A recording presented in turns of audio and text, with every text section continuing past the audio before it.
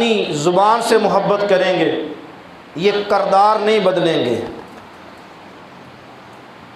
یہ صرف زبان سے یا حسین کے نعرے لگائیں گے، لیکن ان کا کردار جو ہے وہ یزیدی ہے۔ یزید نے سب کو خرید لیا، اور پھر جو دردناک واقعہ ہوا جس نے انسانیت کو ہلا کے رکھ دیا، جنگ احد میں رسول اللہ صلی اللہ علیہ وسلم کفار کے نرغے میں آ گئے۔ جنگ احد میں رسول اللہ صلی اللہ علیہ وسلم کے پاس ایک صحابی تشریف لاتے ہیں، حضرت سیدنا سعد بن ابی وقاص رضی اللہ تعالیٰ عنہ۔ ساری زندگی آج تک قیامت تک میں بھی، آپ بھی، سب صحابہ بھی جب رسول اللہ صلی اللہ علیہ وسلم سے مخاطب ہوتے تو عرض کرتے فدا کا ابی و امی یا رسول اللہ، یا رسول اللہ میرے ماں باپ آپ پہ قربان، یا رسول اللہ میری جان آپ پہ قربان، یا رسول اللہ میرے بال بچے آپ پہ قربان۔ ایک صحابی ایسا بھی گزرا جس کو رسول اللہ نے کہا کہ تجھ پر میں محمد کے ماں باپ قربان۔ لاکھوں صحابہ عرض کرتے کہ فدا کا ابی و امی یا رسول اللہ، یا رسول اللہ آپ پر ہمارے ماں باپ قربان۔ جب جنگ احد ہوئی تو رسول اللہ صلی اللہ علیہ وسلم کو کافروں کے نرغے سے بچانے کے لیے حضرت سیدنا سعد بن ابی وقاص رضی اللہ تعالیٰ عنہ آپ جب تشریف لائے تو رسول اللہ صلی اللہ علیہ وسلم تیر پکڑاتے، حضرت سعد بن ابی وقاص تیر چلاتے، اور جب وہ تیر چلتا تو کسی نہ کسی دشمن کا سر اڑ جاتا۔ تو رسول اللہ صلی اللہ علیہ وسلم جب تیر پکڑاتے تو سعد رسول اللہ صلی اللہ علیہ وسلم کیا فرماتے سعد تیر چلاؤ، سعد اور تیر چلاؤ، اور سعد یہ بھی کہتے فدا کا ابی و امی یا سعد، اے سعد تجھ پر میں محمد کے ماں باپ قربان ہوں۔ حضرت سعد رضی اللہ تعالیٰ عنہ فرماتے ہیں کہ جب میں وہ بات سنتا کہ مجھ پر رسول اللہ صلی اللہ علیہ وسلم اپنے ماں باپ قربان کرتے، دعا دیتے، تو میرے اندر ایک جوش، ایک جذبہ خون کھول اٹھتا، خون کی میرے اندر اتنا خون تیز آ جاتا کہ مجھ سے برداشت نہ ہوتا۔ اور رسول اللہ صلی اللہ علیہ وسلم صحابہ سے فرماتے تمام سے کہ تم میں سے کوئی میرے ماموں جیسا ماموں ہے؟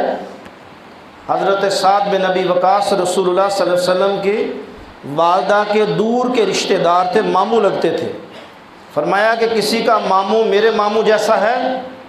صحابہ خاموش ہو جاتے۔ میرے آقا فرماتے میرا ماموں دیکھو کتنا دلیر ہے۔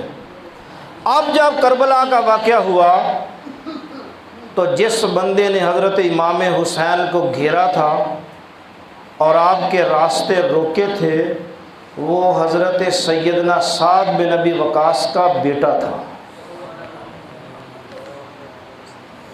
یقین جانیں میری روح تڑپ جاتی ہے۔ اپنی اولاد کے لیے پل پل دعا مانگیں کہ مولا میری اولاد میں سے کوئی گستاخ صحابہ پیدا نہ ہو، مولا میری اولاد میں سے کوئی بدبخت پیدا نہ ہو جو اپنے ساتھ ساتھ قیامت کے دن میرے لیے بھی جہنم کا ایندھن نہ بنا دے۔ کہاں حضرت سیدنا سعد بن ابی وقاص اور کہاں اس کا بیٹا عمر بن سعد، اور روکتا ہے حضرت امام حسین کو۔ تو حضرت امام حسین نے اس سے کہا کہ عمر تجھے پتہ نہیں ہے کہ میری شان کیا ہے؟ کیا میری شان میں قرآن نازل نہیں ہوا؟ لیکن بات صرف ایک ہے عزیزان محترم، کوئی ناراض ہو یا نہ ہو، کسی کو اچھا لگے یا برا لگے، بار بار سوچنا، ایک بار نہیں کروڑ بار سوچنا۔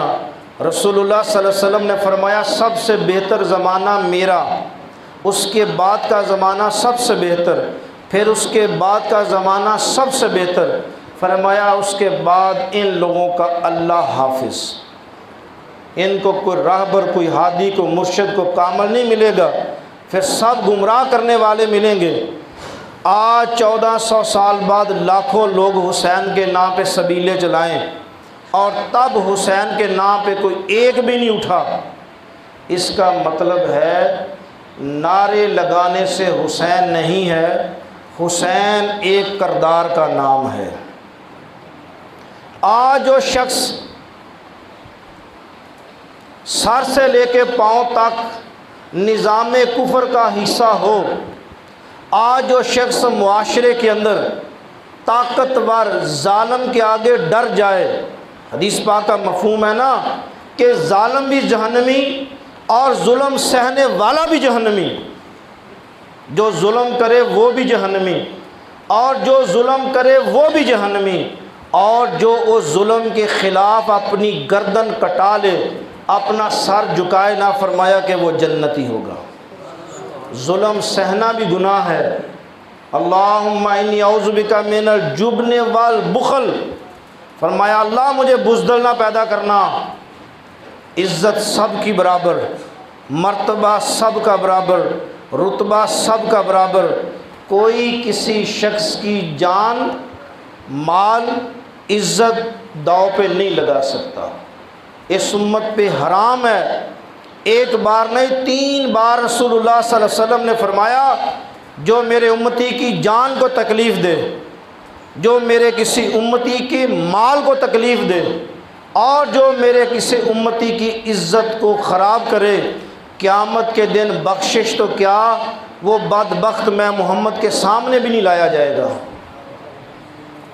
اس کے فیصلے تو رسول اللہ صلی اللہ علیہ وسلم نے 1400 سال پہلے فرما دیے۔ یہ کیسے ہو سکتا ہے کہ ایک ذمہ دار کہے کہ میں آؤں تو میری عزت ہو، ایک غریب مزدور آئے تو اس کی عزت نہ ہو؟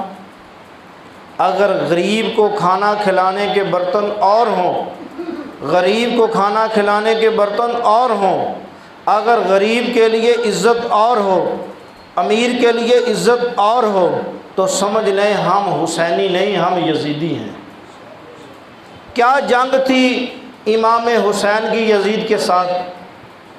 یزید تو دمشق کی جامعہ مسجد میں جمعے کا خطبہ دے، حج پڑھنے کے لیے جائے تو حج پڑھائے، نماز کی امامت خود کرے، اور اتنا بڑا صحابی رسول، اتنا بڑا صحابی رسول، اتنا بڑا صحابی رسول حضرت سیدنا امیر معاویہ رضی اللہ تعالیٰ عنہ، جن کو رسول اللہ صلی اللہ علیہ وسلم نے اپنے زمانے مبارکہ میں بشارت دی کہ جو مسلمانوں کا لشکر سب سے پہلے بحر اوقیانوس سمندر کو کراس کرے گا وہ گروہ جنتیوں کا گروہ ہوگا، اور سب سے پہلے مسلمانوں کا جو بحری بیڑا سمندر پار کر کے آیا تھا وہ حضرت سیدنا امیر معاویہ رضی اللہ تعالیٰ آپ نے تیار کروایا تھا۔ 35 سال تک آپ امیر شام رہے، لیکن یزید کی جنگ امام حسین کے ساتھ صرف چند باتوں پہ تھی۔ نمبر 1، یزید یہ چاہتا تھا کہ اگر کوئی شخص زنا کرے تو اس کی کوئی سزا نہیں، اگر عورت بھی راضی ہے، مرد بھی راضی ہے، اگر مرد عورت رضامندی سے زنا کرے تو اس کی کوئی سزا نہیں ہے، جبکہ شریعت میں اس کی کیا ہے؟ سزا۔ سب بولے کیا ہے؟ سزا ہے۔ اور آج جو ذاکر منہ کو کالا ملتے ہیں یہ حسینی ہوئے کہ یزیدی ہوئے؟ آج جو ذاکر حضرات ہم پر پابندیاں لگواتے ہیں، ضلع بند کروا دیا جائے، 4 شیڈول میں نام ڈلوا دیا جائے، اور کمال کی بات ہے بڑے بڑے اعلیٰ افسر جو اعلیٰ عہدوں پہ بیٹھے ہیں وہ اپنے عہدوں کا استعمال کرتے ہوئے ڈراتے ہیں، دبکاتے ہیں، لیکن یاد رکھیے یہ صرف نام کے وہ خط لکھنے والے حسینی ہیں، ہے سب کے سب یزیدی کردار کے مالک۔